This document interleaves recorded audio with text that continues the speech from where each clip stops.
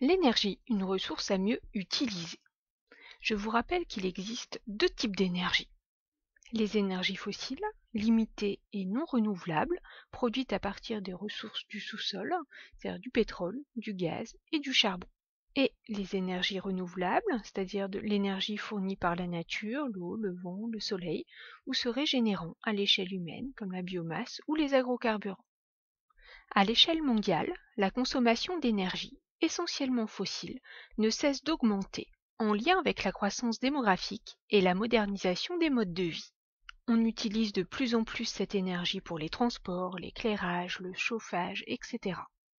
Or, les ressources en énergie fossile sont inégalement réparties à l'échelle mondiale, ce qui peut être source de tensions, comme par exemple une dépendance vis-à-vis des pays pétroliers, comme le Moyen-Orient. Aujourd'hui, les régions qui consomment le plus d'énergie fossile sont les pays développés, ainsi que les pays émergents comme la Chine ou l'Inde. D'autres régions ont une faible consommation en énergie parce que, par exemple, l'accès à l'électricité est difficile.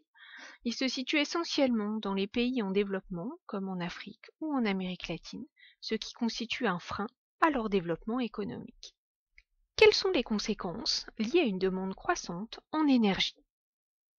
Tout d'abord, les réserves en énergie fossile, qui représentent 80% de la consommation énergétique mondiale, s'épuisent.